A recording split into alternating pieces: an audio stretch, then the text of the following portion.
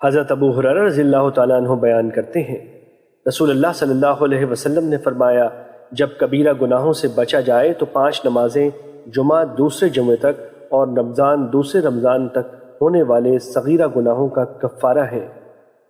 مشکوٰۃ المصابیح حدیث نمبر 564۔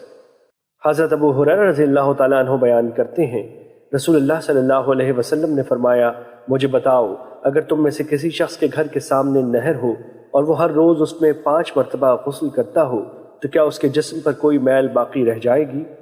صحابہ نے عرض کیا، اس کے جسم پر کوئی میل باقی نہیں رہے گی۔ آپ نے فرمایا، یہی 5 نمازوں کی مثال ہے، اللہ ان کے ذریعے خطائیں مٹا دیتا ہے۔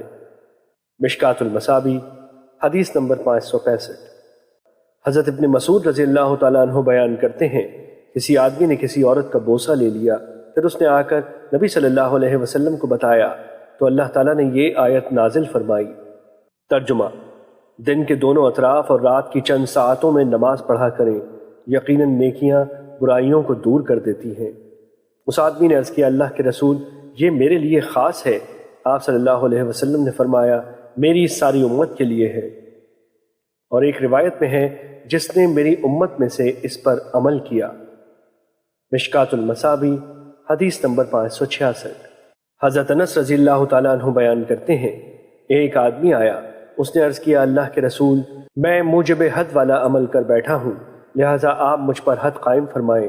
راوی بیان کرتے ہیں، آپ صلی اللہ علیہ وسلم نے اس سے اس عمل کے متعلق کچھ دریافت نہ کیا۔ اتنے میں نماز کا وقت ہو گیا تو اس نے رسول اللہ صلی اللہ علیہ وسلم کے ساتھ نماز پڑھی۔ جب نبی صلی اللہ علیہ وسلم نماز ادا کر چکے تو آدمی کھڑا ہوا اور عرض کیا، اللہ کے رسول، میں نے ایسا کام کیا ہے کہ حد کو پہنچ چکا ہوں، لہٰذا آپ میرے متعلق اللہ کا حکم نافذ فرمائیں۔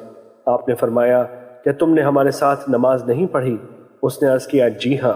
آپ صلی اللہ علیہ وسلم نے فرمایا، اللہ نے تمہارے گناہ یا تمہاری حد کو معاف فرما دیا۔ مشکوٰۃ المصابیح حدیث نمبر 567۔ حضرت ابن مسعود رضی اللہ تعالیٰ عنہ بیان کرتے ہیں، میں نے نبی صلی اللہ علیہ وسلم سے دریافت کیا کہ اللہ کو کون سا عمل سب سے زیادہ محبوب ہے؟ آپ نے فرمایا، وقت پر نماز ادا کرنا۔ میں نے عرض کیا، پھر کون سا؟ آپ نے فرمایا، والدین سے اچھا سلوک کرنا۔ میں نے عرض کیا، پھر کون سا؟ آپ نے فرمایا، اللہ کی راہ میں جہاد کرنا۔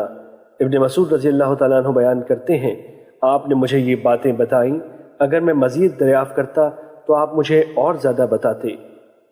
مشکوٰۃ المصابیح حدیث نمبر 568۔ حضرت جابر رضی اللہ تعالیٰ عنہ بیان کرتے ہیں، نبی صلی اللہ علیہ وسلم نے فرمایا، مومن بندے اور کفر کے درمیان فرق نماز کا ترک کرنا ہے۔ مشکوٰۃ المصابیح حدیث نمبر 569۔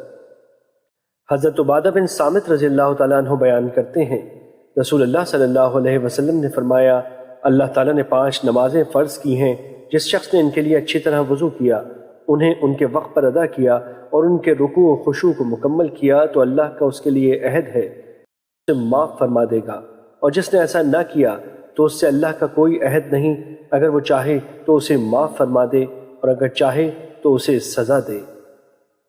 مشکوٰۃ المصابیح حدیث نمبر 570۔